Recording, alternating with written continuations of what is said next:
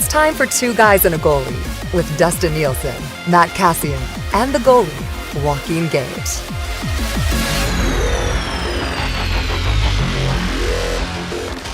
Hello, everyone, and welcome to another Monday episode 127 of Two Guys and a Goalie. It's Nielson, Gage, Kassian, and Salas back with you again. And as always, Two Guys and a Goalie presented to you by our friends at Coolbet Canada. Visit them at coolbet.com and sign up for an account. Today, use the bonus code when you're signing up. Use the bonus code Two Guys, and you get 100% deposit bonus up to $200. Stay cool. Bet responsibly with Coolbet. If you're watching on the live stream today, thank you for being here. If you have any questions or comments, feel free to slide into the old inbox there. And if you are watching, you might as well subscribe to the podcast as well so you don't miss an episode. Two Guys and a Goalie on all your podcasting platforms. Boys, how was the weekend, Cass? What'd you get up to, buddy?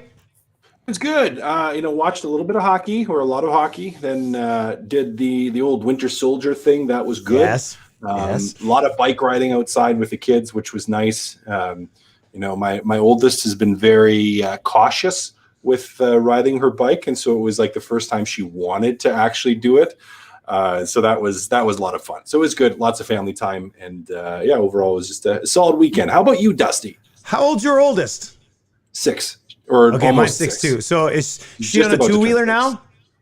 No, like we had her on one of those Strider bikes, like with where you just push with your legs, and she did good on that. But she refused to try like a normal bike without training wheels.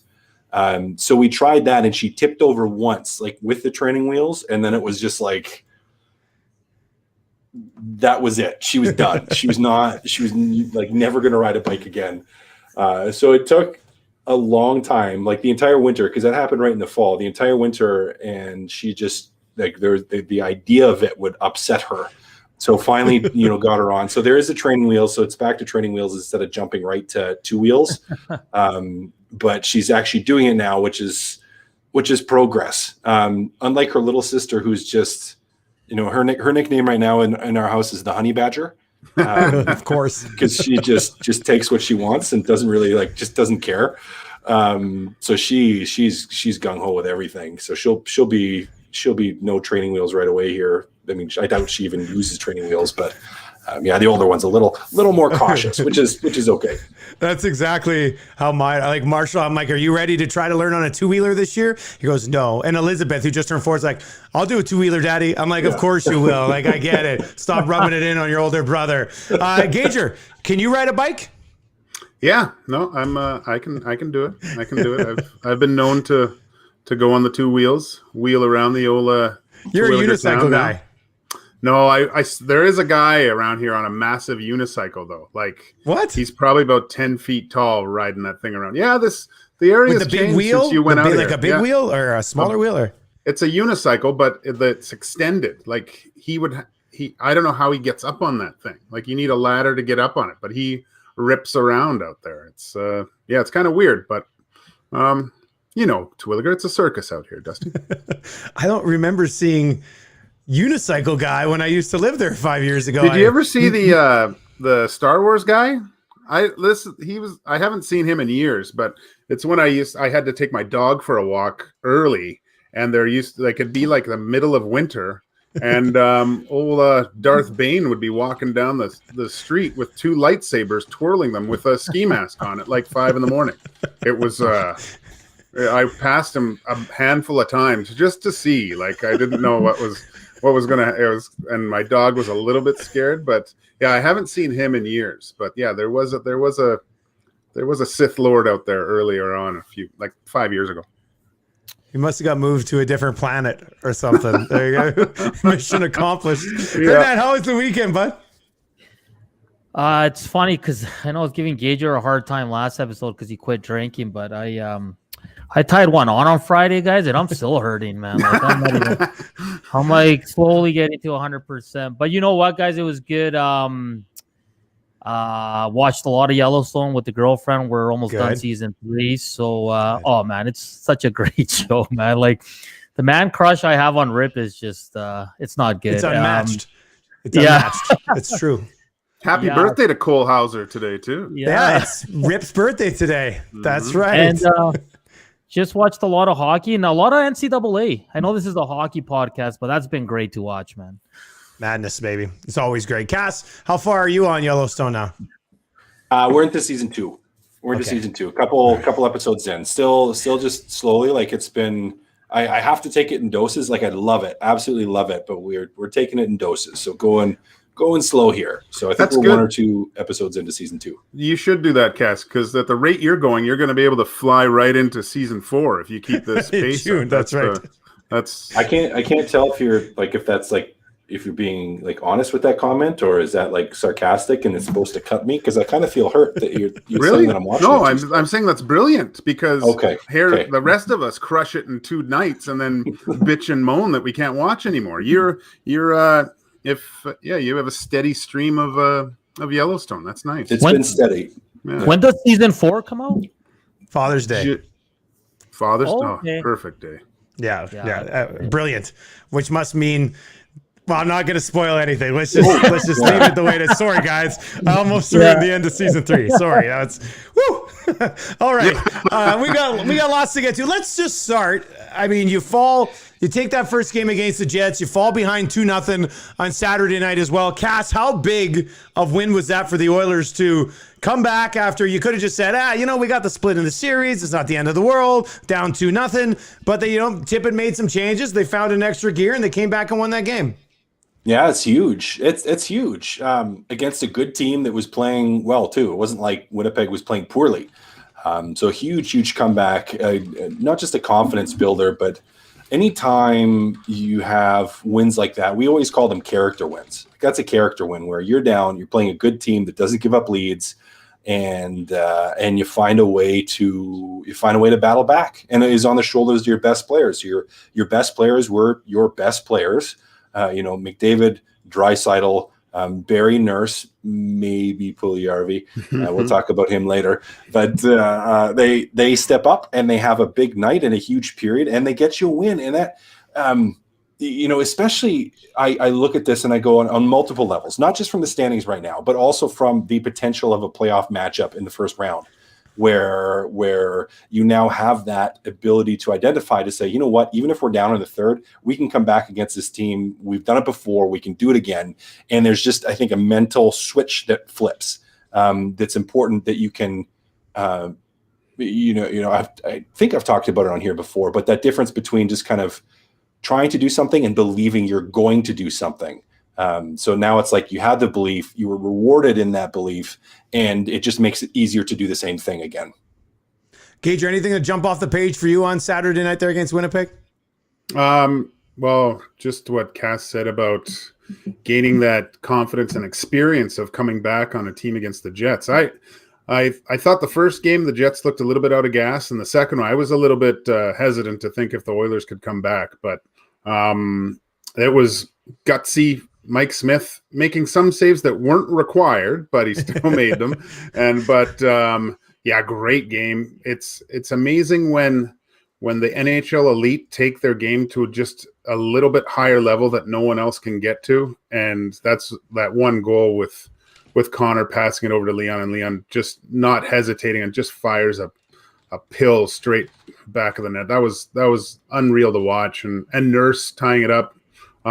Great game. And I think it's good, like you said, Cass, to have that feeling of coming back against Winnipeg for sure and winning the game. But now a chance to this week, I think, is really important. It could really be a first round matchup, and just to put that splinter in the mind of your opponent that it's going to be really tough to beat this team.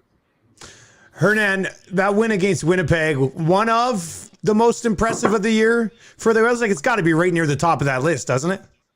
I think so, yeah, especially because they were down 2-0, and Winnipeg's a really good team, and they had Hellebuck in net, and they stuck with it, though. I think in years past, you saw them starting to cheat a bit and kind of go away from their game plan, but now they're sticking to it, and it's paying off for them. And like Gage said, it was funny, that Draisaitl goal. Like, even the commentator didn't see it go in because he was delayed on his reaction as well. And I was kind of like, did that go in? Like, I was like, holy smoke. It was quite impressive. But yeah, like Gage said, the Oilers did get a big break at the end of the second with DeMello shooting it right into Mike Smith's pads. Yeah. I'm like, because it's a big difference if they get that goal and then you're down 2 goals going into the third. But this team, I've been saying it all year, Dusty, this team is different. This team is winning games that they weren't winning in the past. So it's great to see. And I mean, you got to be jacked up. He's keeping Puljujarvi with the 2 big dogs for tonight. So I can't wait. But for me, Dusty, that's number 1, the most impressive win of this season. That's a good point too, Hernan. That's with just the way they come back in that game and keep to their game plan. Like I think in the past you would see them kind of cheat on the other side of the puck. They were like, okay, it's all right. Let's keep going. Let's keep grinding. And take advantage of our chances. So that's a huge sign of maturity as well. You know who, one thing I will stand out, whose game stood out to me again was Darnell Nurse. Like he was an absolute stud. Absolute stud. Yeah. He continues to impress me right now with his play, both defensively, but especially offensively, like some of his patience that he's showing, but then his sense of timing has been fantastic. Like he is, we talked about him before and how good of a season he's having, but it's just growing even more and more for me. Like he's looking really, really good and just so strong out there. I have really appreciated how well he's played, and I think he was just a cornerstone in that win too. Guys, I just want to add the one thing I liked, and you know, I'm Latino and I'm very passionate. I love the passion, especially in the Nurse and the McDavid, the Draisaitl goal. Like the guys knew how big that game was, and to beat them 2 games straight. Like I loved Darnell Nurse's reaction, and then you saw McDavid going to hug Draisaitl. It was great to see, guys. I don't know if you pay attention to that kind of stuff, but I love it. You do. So this is how I equate it. So when I got traded to Ottawa, year one we had the identity. You know, we beat Montreal that year in the playoffs, but we had, from the time I got there, like we built into that whole idea of the pesky Senators, where we came back all the time that year, where it was like a never say die attitude, and you know, we just never changed how we played. Everyone did the same thing over and over again, and we had a lot of success because of it. But it was that same sort of feeling. Like we had that same, like, and it's difficult to express, but when everyone's on the same page, those moments and those goals just they mean more, and you can see it, and you can feel it. Like even us watching Hernan, like you can see it in their not just their body language and their faces, but it's like almost like an energy around this, where it's like you can see how this team is believing in one another and believing in what they're doing. And to me, that is a incredibly like a good sign from a group, to say that like you see the guys are invested in this, that they score that big goal and everybody cares. You know, it's not just like, oh, Connor scored again, or, oh, you know what, maybe we'll come back. It's like, no, that mattered to everybody on the ice, and that mattered to everybody on the bench. And the fact that they, even at this stage, are realizing the gravity of those moments, not just of the games, but of those moments inside the games. I just see that, and it excites me as a fan, and it excites me as a former player to see that, just to say like, okay, this is a group that's doing this. They're coming together, and they're pulling the cart in the same direction, and they're believing in one another, and they're believing in what they're doing. And that's, from an athlete standpoint and from a team standpoint, that's powerful. Like that is, you know, if you would ask me, like, would I rather see a group that's doing that or see a team make a trade for a big name player coming in? I would rather see a group that's pulling together as a group that's playing that way. So it's encouraging for me and exciting, and hopefully for you guys too. Gage, I wanted to just get your thoughts on how Mike Smith plays into the excitement and the energy of the team as well. Because when they beat Calgary, I mean, it was 7-3, and at the end of the game, he was like, yes, like he was just fired up. I think in that last game, you know, they scored. He skates to the corner, and he's just fired up. He looks like he's enjoying it so much and just so into it. How much can that energy from a goaltender rub off on the rest of this group too? Well, that's, I think, one of the intangibles that he has.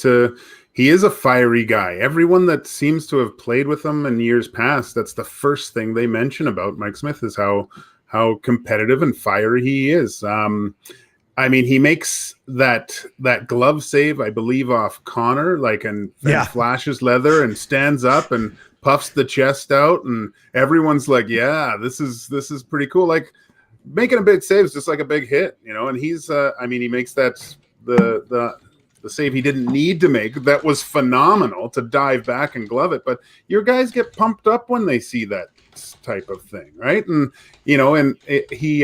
he skates off to the corner when every time his team scores, you see him like give out the pump and yell and skate to his right side and go in there quick, and he's fired up, man. I think it's great to see emotion, like you said, Hernan. It's nice to see Connor like smiling in the huddles after they scored. These guys don't look like they just killed someone's dog anymore after they scored a goal. This is like it's like you said, Cass. This is a progression of something.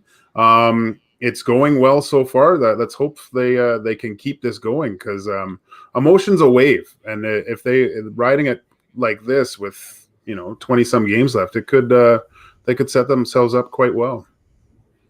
Really could. And we'll get to this road trip, 5-game road trip. We'll get to it a little bit later on during Keep It or Clip It. Hernan, let's start with you, buddy. What do we got to talk about? Kind of ties in to the game tonight. Yeah, I just want to talk about Jesse Puljujarvi. I mean, he's got the 8 goals, 5 assists, points. 5 assists and 13 points. He's been a top 6 guy for most of the season. I think it's just, we got to give kudos to him, to Kenny Holland for signing him up and changing the dynamic that the player had with the organization. Dave Tippett for how he's handled them. And I think most of the credit goes to the player, though. Like, now he's out there with the 2 big dogs, and now he's out there when they're defending a 1-goal lead with a minute left. Like, that takes a lot of trust, man. And you heard Connor McDavid speak glowing about him after last game, saying he's one of the best forecheckers he's seen, how he's come into this season and just improved in every aspect of his game. And I know we joke with Cass all the time, but I don't think any of us saw him being this successful for the Edmonton Oilers this early on in his return. So Dusty did. Yeah, Dusty did. No, look, I thought this is what he could become when they drafted him. Yeah. But, after, I wasn't too sure what would happen when he came back this time around. I thought like maybe this player and this opportunity had disappeared entirely. But this is kind of what I envisioned when he was 18. We just had to wait 4 years to get it, I guess. Yeah. And he's just working hard. He's learning the defensive game, and he's learning how to use his body. His butt checks are awesome. But I think the biggest thing we can take away from JP right now, we knew he had the offensive side of it, but for him to be out in back-to-back games in the last minute of a 1-goal game, I think that's huge for this player. So I think it was about time we gave JP some kudos here, because he's been really good this season. And even though I was kind of with Dusty, I just didn't know what to expect, and he so far exceeded my expectations for sure. I'm just happy it worked out, because I was so far down that hole, and there was no recovering for me at that point if it didn't work out. Cass, they're going to keep him with McDavid and Draisaitl. I thought after that game it was the old typical put them together, get that win, slide back to the top 6 that you'd been playing with the last couple of games. But you don't mind this decision? You like this idea to keep Puljujarvi, McDavid, and Draisaitl together tonight? Well, it's an interesting one. Hernan, first, just a note, I did not expect Puljujarvi to be this good coming back. I thought him to be better, but I didn't think he'd be as good as he has been. And he has done a great job. And just to what we were talking about before, one of the things I have appreciated that seems to be pouring out of him is he seems to have found a joy in playing. And that's infectious, just like the intensity from Mike Smith can be infectious. The joy of another player playing can be infectious as well. Like guys that are just happy to be there. Like they love being at the rink. They love being on the ice. They love contributing. They love when a teammate scores a goal. They love scoring a goal. Like it's just, it breeds excitement in other guys. So just very, very excited for him and happy to see the turnaround. As to keeping the guys together, I mentioned it to you before we got on air. Like my thought on this, I don't mind it. I think this is where Dave Tippett's thought is. Last time they played Montreal, and we know some of their defense is going to be a little bit different. Toffoli's not going to play for Montreal as well up front, but they did a very good job of pushing Edmonton outside. Like the Oilers forwards seem to have a little bit of trouble against the size and physicality of Montreal's defense. Now, that was a lot earlier in the season when the Oilers weren't playing as well, so things are a lot different now. However, I think the thought is even with Montreal's forwards is that if we load up one line, we don't think there's one group of theirs that's going to be able to handle it. And yes, they have good defensive depth, but they're not going to be able to handle it. So basically the thought is, my assumption of the thought is that if we're even on lines 2 through 4, we think this top line is going to beat up on whoever they're playing against. And everyone else just has to go out and play solid defensively and just be even. Just be even, because that top line is going to come out on top and going to push us and give us the win. I think that's the mentality, is that these defense, if we spread everything out, they're going to be able to contain and manage. If we load it up, ain't nobody containing it. Yeah. I'm looking forward to this, because the first 2 games were kind of a whooping that Montreal laid down on. That third game, Mike Smith came in and played really well, and I think Montreal was coming off a back-to-back, and they didn't look as sharp. So now it's kind of the level playing field. I'm curious to see how, like you said, Cass, because they did do a good job of keeping everyone to the outside. I want to see, and Sherratt's out, so that makes a big difference of that. They called it, the trident with Weber and Petrie and him last year in the bubble. Just how well those guys played. So both teams going at it rested. Looks like Carey Price has got some of his game back. Looked really good in the overtime there. Gained some confidence. Come off of get that monkey off the back in extra time there. So I think it's going to be a good game. Another really good game.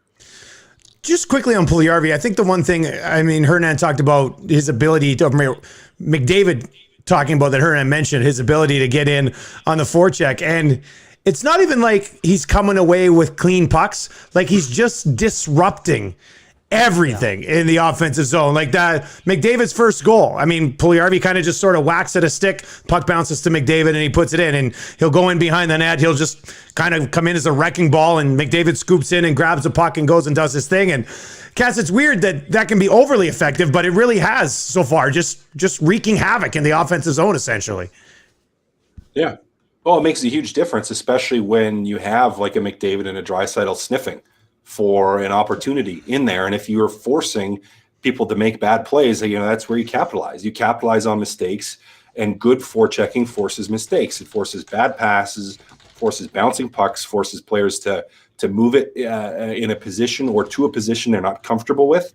And it just creates chaos. Like, that's a good forecheck, and players that are good at forechecking sometimes are a little bit undervalued. Like we see the guys with all the offensive gifts, scoring goals and shooting, and that's it is incredibly valuable. Don't get me wrong, but we sometimes undervalue players that have the ability to disrupt what the other team is doing, which will inevitably lead to offense. Like, Puljujarvi doesn't touch the puck on the one when it bounces McDavid, but he forces the play. And we're talking about it now, but oftentimes that part gets overlooked. Like, we just see McDavid's amazing goal, and we're like, wow, that goal was crazy. I can't believe he just scored that. But it's like, well, he doesn't get the puck without a good forecheck. So it's incredibly valuable, and it's a skill. When you work with kids and you're on the ice with them, like, it's not something that's always talked about or worked on, but having the ability to forecheck properly. It's tied to defense, but there's a skill to it, and there's a methodology to it. And if you can do it well, you can be a huge contributing factor to what your team has going on. Look at the what was it? The Nurse goal, right? The who was on the forecheck? It was Connor McDavid going in there and creating havoc. Like, if he doesn't do that they don't tie up that game there. That was maybe he's learning a little bit from Jesse. That's probably what it is. That's probably what it is. He's good thing he's here. Puljujarvi's making McDavid a better player. I've been saying it all along. All right, Cass, what do we got to talk about, buddy? You know what? I want to talk about something. We've seen it before, and there's lots. We talk about how there's no trust in the media, and how can we trust the media? Like, we've seen a lot. The the last like couple of political cycles about how can we possibly trust what people in the media are saying, and I just want to provide an example of why that may be true. And my example of why that may be true and why we might not be able to trust the media, which includes ourselves here, guys, is that Patrick Kane was handily beating Connor McDavid in Hart Trophy tracking votes by people in the media. He was beating McDavid, and not like close. Like Kane had 10 first place votes. That's 40% more than Connor McDavid had. Like Connor McDavid scoring at a pace that like no one has scored at since Mario Lemieux was in the league, and you're looking at Patrick Kane, who's having a great year, and he's doing it without a ton of help. Like he's doing a lot of good things for Chicago. But how on earth did 4 more people that are involved in the media that are supposed to be hockey writers give Patrick Kane more votes than Connor McDavid? It is like my mind has been blown, and I mean, I'm like, how can I trust anything these guys write? Like, if that's what you're saying, it's just ridiculous, guys. Like Patrick Kane again having a great year. Is he having a level of year Connor McDavid's having? No, he's not even close. So how can you possibly have him ahead of Connor McDavid at this point? Like McDavid is so far ahead of everybody, and it's a tragedy that you have more people voting for Kane at this point. I've said it multiple times. I wouldn't have the writers vote for anything. I mean, I would leave it all up to the players. I'd let them vote for all the player awards. You want to let management get in there and coaches and everything.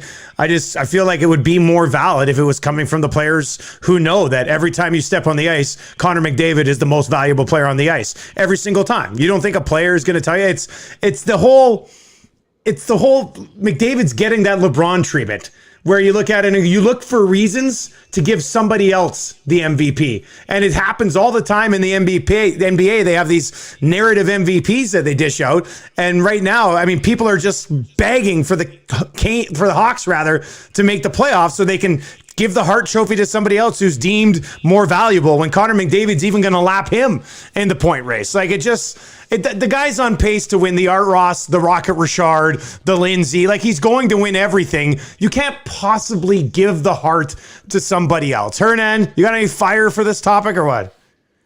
Yeah, it freaking pisses me off. Like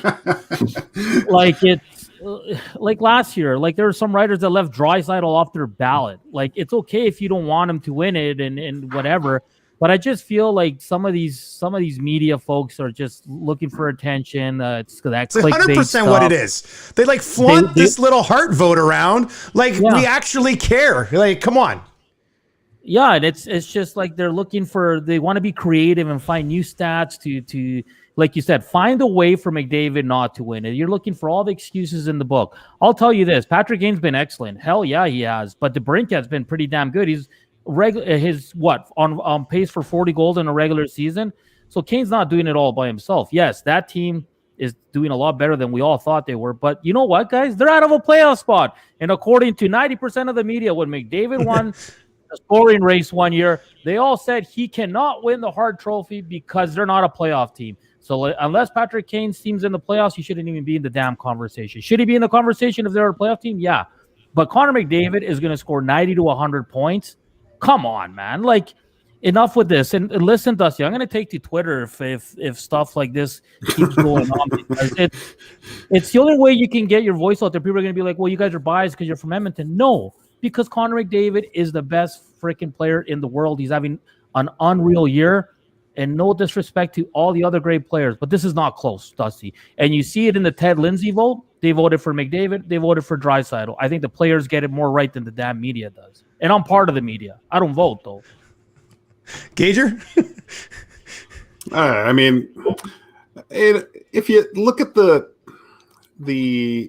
what was it? For the Academy Awards, the top films that are like for Best Picture and stuff, I've never heard of any of these things. Like, so I think this is the hockey writers' way of thinking they're kind of part of the Academy Awards, and they vote for some dumb movie that no one ever watches. I mean, that's true. I can see, like, I think what Patrick Kane was doing was amazing, and I thought, well, you know what? If he can keep this up and bring this team into the playoffs, there might be a chance, right? But Connor's he's dropped the hammer and he's blown the doors off them point wise, and so I don't think, and unless something miraculous happens and Kane goes crazy. But yeah, these people that they say, well, my vote, I did this. Like when I hear people say my vote, like, be quiet. It's just ridiculous. You think you're better than people just because you can vote on your favorite hockey player. It guys in the dressing room don't give two shits about what they say. You heard Connor last year saying like little few jabs at the media. You heard Leon going, well, they probably won't get it right and things like that. So, it's dumb. I don't know why they're holding this over them some way. It's dumb. It is really dumb. But the argument is that the most valuable to his team. Now, where are all the Blackhawks without Kane? They're probably not even close to where they are now. But Connor McDavid is still valuable to the Edmonton Oilers. I don't care if he has Leon Draisaitl. Like, that's a dumb argument, in my opinion. Buddy, if you took McDavid away from the Oilers, nothing against Draisaitl and everything they got going on right now. Yeah. If you take Connor McDavid away from the Oilers, they're not a very good hockey team. They just aren't. No, they're not. Yeah. How about we work on compiling a list of all these writers that are voting, and we dox them all so that we can send them all kinds of mail and angry things. Do the truck full of horse manure to dump on their lawn. Oh, Cass, you would love some of the analytics guys last year. No, I know. Don't. We don't need to go there. Read all of it. We don't need to go there today. I will use up the last 20 minutes of this podcast and be yelling the entire time. Don't. All right, let's keep rolling here. I'm going to go. We got to talk about hits from behind that go uncalled in the National Hockey League because it blows my mind. And I'm specifically talking about the one on Lagesson on a Saturday night. Nugent Hopkins gets popped. It wasn't a great feed from Lagesson. Short little pass. Nugent Hopkins get hit. I have no problem with that. Play continues. Puck goes back into the corner to Lagesson. He's got it. Gets hammered from behind into the boards. Goes down. The official is literally standing from me to this wall over here away, watching the play, and it just goes uncalled. Like, I don't understand for the life of me. And it happens all the time.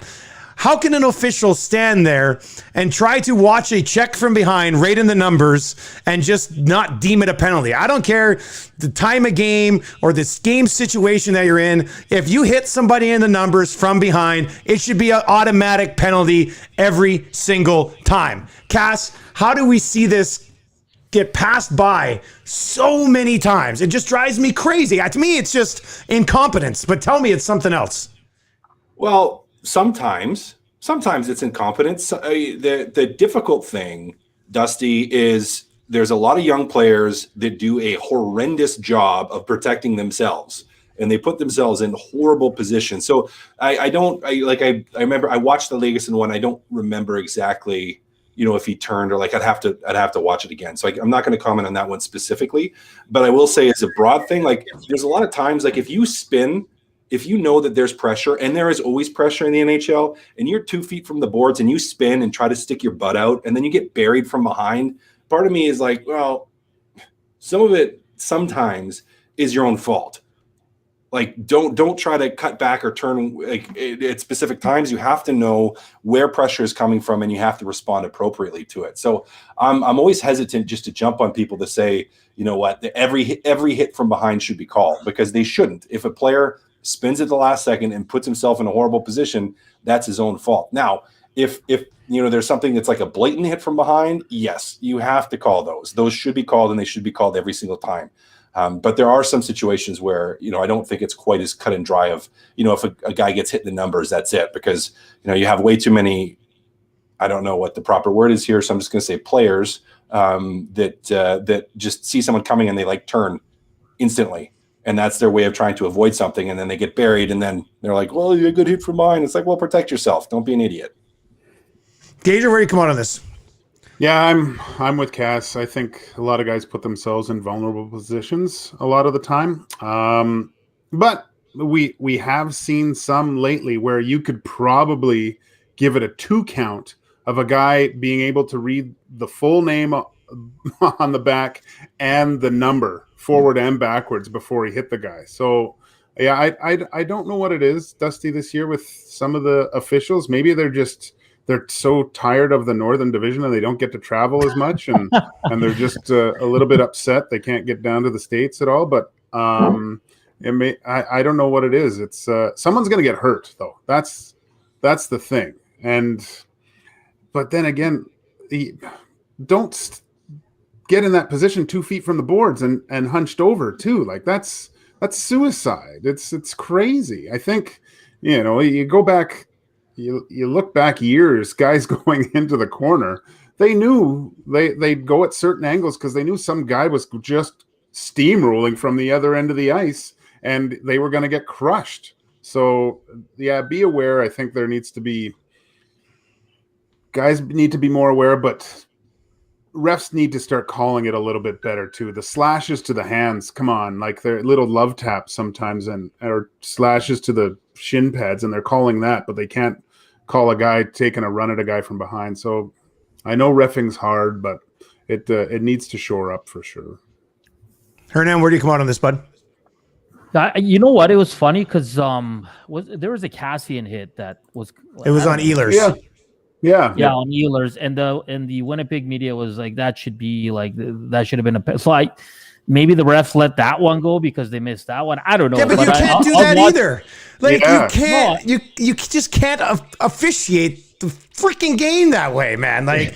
But that's how they do it, Dusty. That's how they've always done it. But why? So I just don't get that. If that's how we're accepting officiating in the National Hockey League, then the whole thing's a bloody waste of time. Like, so they miss one call, so you allow somebody else to get hit from behind right in the numbers just because. If that's the case, then that official should have to freaking get in front of a mic after the game and say, you know why I let that go? Was because we missed one earlier. So and so's hurt and can't play in the next game because we screwed up and can't do our job properly. Like, that's unacceptable. Unacceptable. Yeah, it is. And then because I remember everybody tweeted out at the same time when Lagesson got crushed into the boards, and we're all like, how the hell is that not a penalty? Because he did give kind of he set up Nuge to get laid out. Like, it was a bad pass, and Lowry's a big boy, but that was a good hit. But the other one that came, and I agree with Cass, players got to make a better decisions of not putting themselves in harm's way. But yeah, I don't know. I almost feel like the ref went that way. Like, we missed it on Castle, we'll let this one slide as well. And I don't agree with it, and I don't know that, I'm assuming, but you've seen refs do that before, Dusty. Yeah, but why do we just accept it?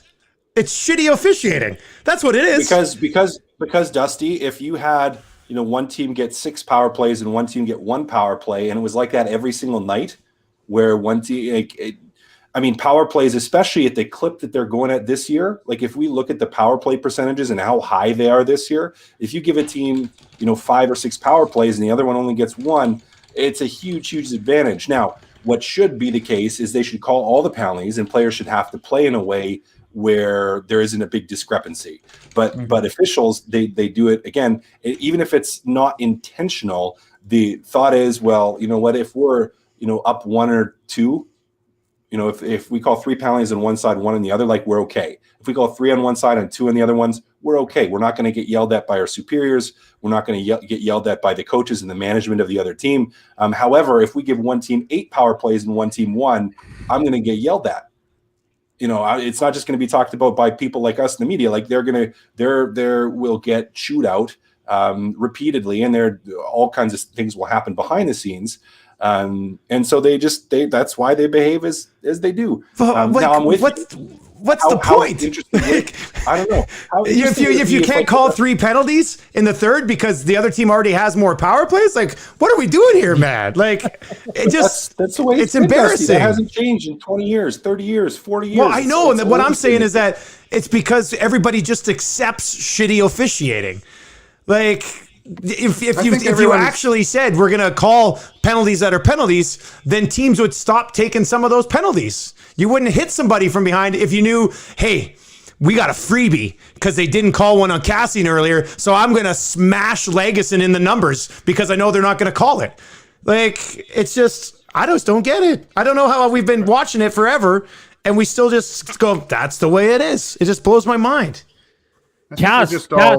We're all wrestling fans at heart, right? Like we just think. And do you ever watch an actual WWE referee? They're the most useless things on the planet, but it's I don't even know why they're there. But it's the same type of thing. That's engaged. You guys played the game. Like, say you were playing and they missed a call on you guys. You guys give it to the ref saying, like, we deserve one back. Like, we're getting one back. But you get in their head, right? Yeah, but you can't just intimidate an official into letting one go like you shouldn't be able to. Even if you can, you shouldn't be able to. Go to Europe. Jeez, go to Europe. It's awful. Like, oh, geez, the whistles, like the whole fans are whistling. You go on the road, you know you're getting a penalty because they're scared for their lives leaving.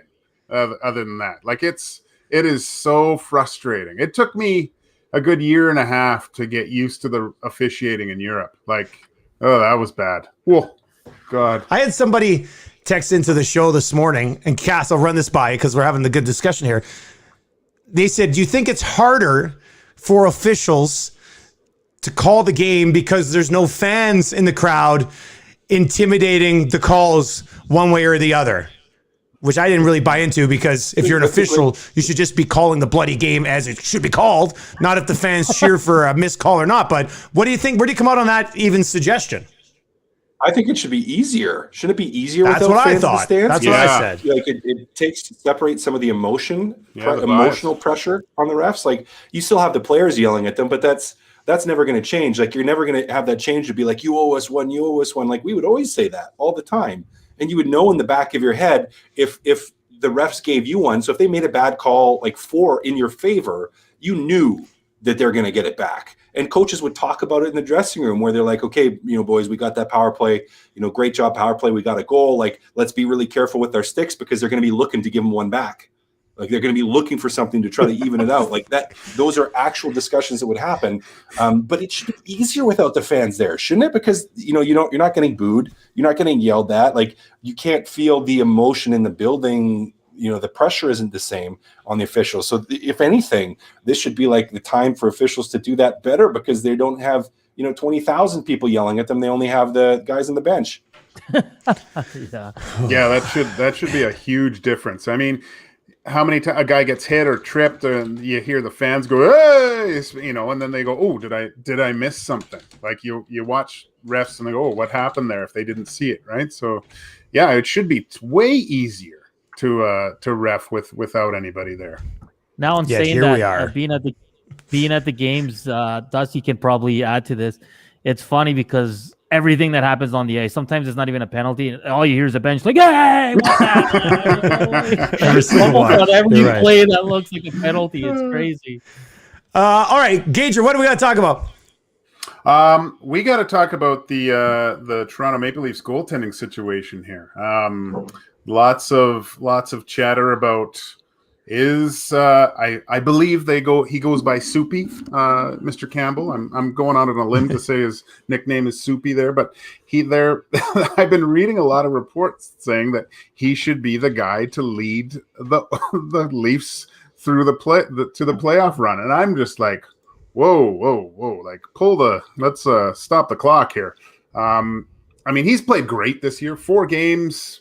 I mean, his numbers are astronomical, but it's so much easier to be the guy in waiting than to be the guy. And to just, I think about 68 total games played in the NHL now.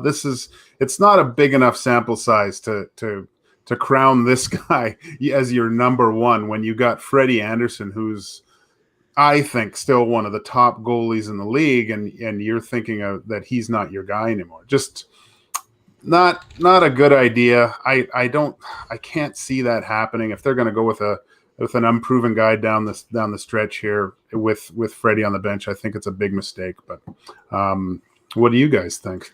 I would just say people in Toronto have been looking for a reason to blame Anderson for everything for 3 years now, right? Yeah. Is that not what this just is, guys? Like, you can't tell me Anderson's to blame for their 2-6 since sweeping the Oilers. No, not at all. And no, it's not. Go ahead, Cass. I was just going to say, I don't think they played very well. Yeah, exactly. And the playoff losses, I mean, they're not all on Anderson, are they? No. Like and like Gage said, Jack Campbell's numbers are unreal. He's been kind of hurt and in and out of the lineup, but I'm rolling with Freddie Anderson no matter what going into the playoffs. He's a hell of a goaltender, man. Like, geez. Has he needed to be like better in those elimination games? Yes. You know, I can, but has he been completely terrible? No, but he does have to get to that level where you have to do something special to get something by him in that situation. I think that's the one thing missing from Freddie's resume is just having that one game that separates his team from the other and definitely gets a win. But I mean, I was looking at Campbell's stats. He's got really good stats even throughout his time with LA and they're really good. And he's been playing well, but I think you're creating something that's not good right now within that dynamic. Like I think for the Leafs only go as far as Freddie Anderson can take them. I don't think it's Campbell's ball to run with. Not yet, anyway. I'll say this: it'll be great if he did start in the playoffs for us to watch, right? And, yeah. I mean, I'll trade Koskinen for Freddie Anderson all day. Hey, Freddie Anderson's a UFA at the end of the year, right? So we'll see what the market's like if he loses his job to Jack Campbell during the year. So Hutchinson. Keep that in mind. All right, let's get to Keep It or Clip It, boys. Once again, Two Guys with the Goalie is brought to you by Coolbet Canada. Fastest payouts in the industry. Interact e-transfer. They'll beat any odds. Stay cool. Bet responsibly at coolbet.com. Question number 1. The Oilers will get more than 6 points on this upcoming 5-game road trip. Keep it or clip it. Or just say push if you want the 6, I guess. Keep it or clip it. Oh.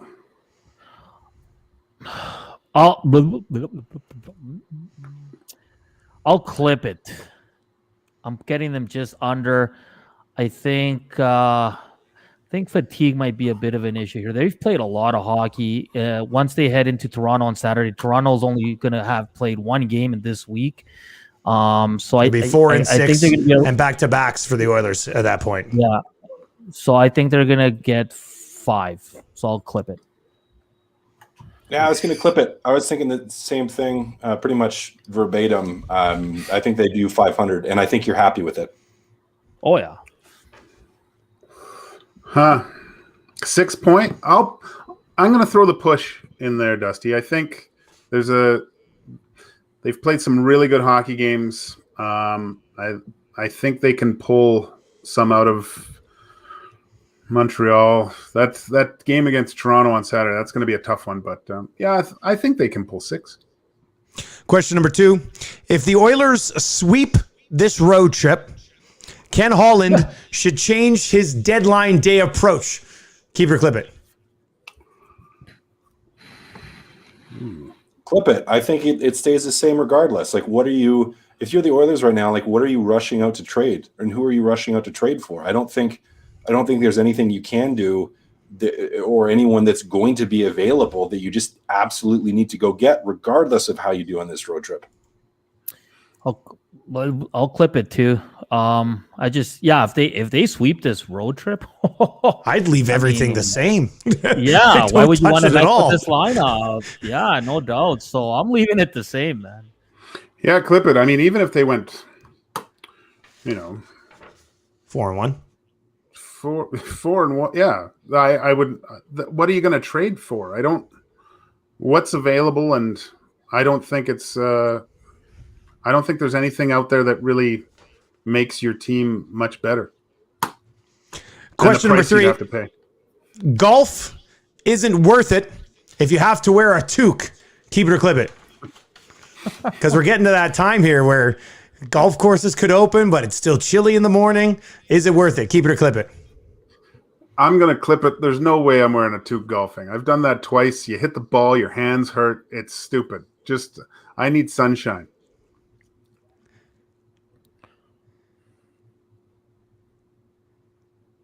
Anybody? Go ahead, Cal. No, I was gonna like we freaks. Clip it. I don't know. I want to be outside and I want it to be warm. I get if people really like it. Sure, if that's your thing, go for it. But not for me. I'm gonna clip it. Me too. Clip it. You shouldn't wear a toque if you're outdoors doing anything fun. So, Dusty, are you out there in a toque golfing? Really? I was just thinking, like, if the opportunity arises here and I do get an early morning tea time and it's chilly, I think I'd go in the toque because I think I look good in a toque. Like, I think a toque is a good look for me.